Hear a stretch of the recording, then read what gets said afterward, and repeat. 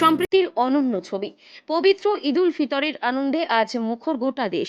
দীর্ঘ এক মাসের সিয়াম সাধনার পর আকাশে দেখা দেওয়া এক ফালি চাঁদ যেন জানিয়ে দিল শেষ হলো সংযমের পরীক্ষা, শুরু হলো আনন্দের উৎসব।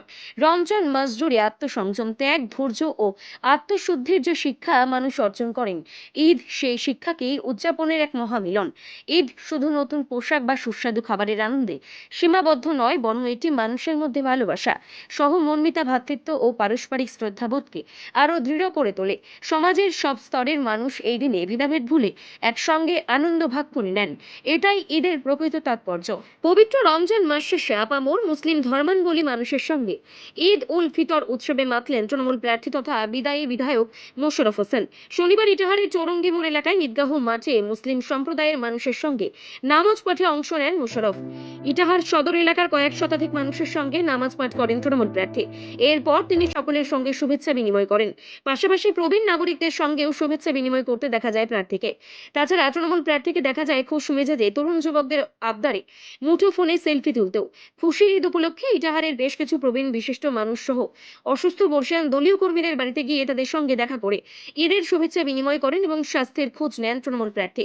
তবে প্রার্থী ঘোষণার পর ইটাহার সদর এলাকার ঈদগাহ মাঠে ঈদের নামাজ পাঠে অংশ নিয়ে কয়েক শতাধিক মুসলিম সম্প্রদায়ের মানুষের সঙ্গে জনসংযোগ সেরে নেন তৃণমূল প্রার্থী তথা সংখ্যালঘু তৃণমূল কংগ্রেসের রাজ্য সভাপতি মোশাররফ হোসেন। পাশাপাশি তিনি খুশির ঈদে ধর্মের বিভাজন না করে সাম্প্রদায়িক সম্প্রীতি বজায় রাখার বার্তা দেন সকলের উদ্দেশ্যে।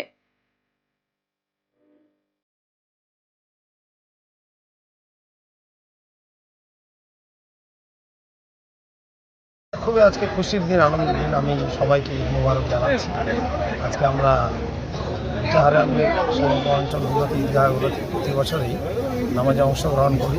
এই বছর সৌভাগ্য হয়েছে ইটাহারের পবিত্র ঈদগাহ ইটাহারের সোমবারে কয়েকটি গ্রামের লোকজন নামাজে অংশগ্রহণ করে। আমি এখানে নামাজে অংশগ্রহণ করলাম। নামাজে অংশগ্রহণ করে সকলকে ঈদের মোবারকবাদ জানালাম এবং আমি আপনাদের মাধ্যমে সমস্ত ইটাহারবাসীকে ঈদ মোবারক জানাচ্ছি। ঈদ মানে খুশি, ঈদ মানে আনন্দ, ঈদ মানে ভুলিয়ে দিতে সকল বিবাদ দল। তাই আমরা এই পবিত্র রমজানের আদর্শে উদ্বুদ্ধ হয়ে আমরা ইটাহারে যেভাবে একটা শান্তি, সম্প্রীতি, সৌহার্দ্য, সৌভ্রাতৃত্ব, চিরন্তন বন্ধন অটুট রেখেছে জাতি, ধর্ম নির্বিশেষে, এটাকে যে কোনো মূল্যে, যে কোনো প্রকারে অক্ষুণ্ণ বজায় রাখতে হবে। তা আজকে সেই হিসাবেই এই পবিত্র ঈদগাহ ইটাহারে নামাজ পড়তে পেরে আমি সভাপতি খুব খুশি, আনন্দ। ভোট ডিক্লেয়ার হয়ে গেছে, আপনি প্রার্থী। আজকে কি একটা বাড়তি অক্সিজেন হলো জনসংযোগের? দেখুন, ঈদের দিন আমি তো জনসংযোগ করি, আমি নেতা কর্মীদের জনসংযোগ করতে গেলে আজকের দিনটা খুবই ভালো।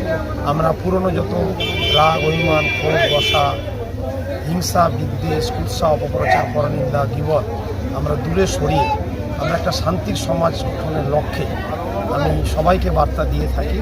সেই হিসাবে আজকে একটা বাড়তি গণসংযোগ তো হয়েই যায়।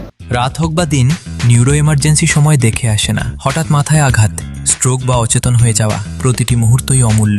কারণ এখানে সময়ই সবচেয়ে বড় চিকিৎসা। এবার রায়গঞ্জেই উপলব্ধ অ্যাডভান্সড নিউরোসার্জারি সুবিধা।